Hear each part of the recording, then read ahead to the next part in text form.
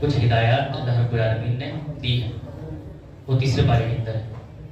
اور ابراہیم علیہ السلام کا وہ قصہ جس میں ابراہیم علیہ السلام نمرود بادشاہ کے پاس جاتے ہیں اور نمرود سے کہتے ہیں، اپنے رب کی پہچان بتاتے ہیں، کہتے ہیں کہ میرا پروردگار وہ ہے جو مردوں کو زندہ کرتا ہے، جو زندہ کرتا ہے اور موت دیتا ہے۔ تو نمرود کہتا ہے کہ میں بھی یہ کر سکتا ہوں، زندہ کرنا اور موت دینا تو کوئی بڑی بات نہیں ہے۔ دو لوگوں کو بلاتا ہے، ایک کو مار دیتا ہے، ایک کو چھوڑ دیتا ہے، کہتا ہے دیکھو میں نے بھی کر کے دکھا دیا۔ ابراہیم علیہ السلام کہتے ہیں کہ اچھا، میرا وہ رب ہے کہ جو سورج کو مشرق سے نکالتا ہے اور مغرب میں ڈباتا ہے، اگر تم بھی رب ہو تو سورج کو مغرب سے نکال کر مشرق میں ڈبا کے دکھا دو، تو پھر وہ لاجواب ہو جاتا ہے۔ یہ ابراہیم علیہ السلام کا قصہ ہے۔ اس کے بعد حضرت عزیر علیہ السلام کا قصہ تیسرے پارے کے اندر بیان ہوا، جس میں وہ ایک بستی کے پاس سے گزرتے ہیں اور وہ بستی جو ہے وہ بالکل اجڑ چکی ہوتی ہے، کھنڈیر بن گیا ہوتا ہے۔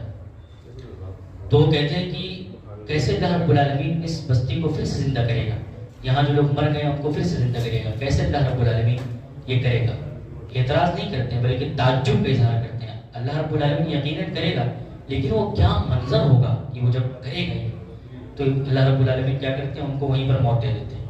موت دینے کے بعد 100 سال تک ان کو حالت موت میں رکھتے ہیں، اور 100 سال کے بعد پھر ان کو زندہ کرتے ہیں، اور اللہ رب العالمین پھر ان سے پوچھتے ہیں کتنا تم جو ہے سوئے رہے؟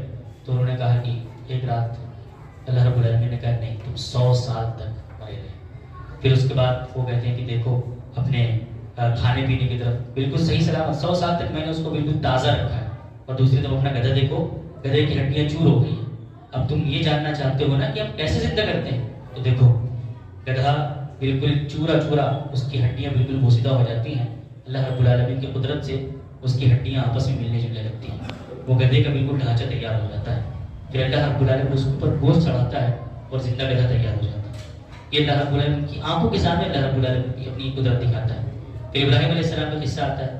ابراہیم علیہ السلام کہتے ہیں پروردگار مجھے دکھا تو کیسے زندہ کرتا ہے مردوں کو، مجھے دکھا دے۔ اللہ رب العالمین کہتے ہیں کہ تمہیں ایمان نہیں میرے اوپر؟ کہتے ہیں ایمان تو ہے، لیکن تھوڑا سا اور اطمینان ہو جانا تو بہتر تھا۔ تو اللہ رب العالمین کہتے ہیں ٹھیک ہے، ایک پرندہ لو، اس پرندوں کو پال لینا، اور پالنے کے بعد پھر اس کو ذبح کر دینا، اور ذبح کرنے کے بعد اس کے ٹکڑے ٹکڑے کر کے 4 جگہوں پہ رکھ دینا لے جا کر۔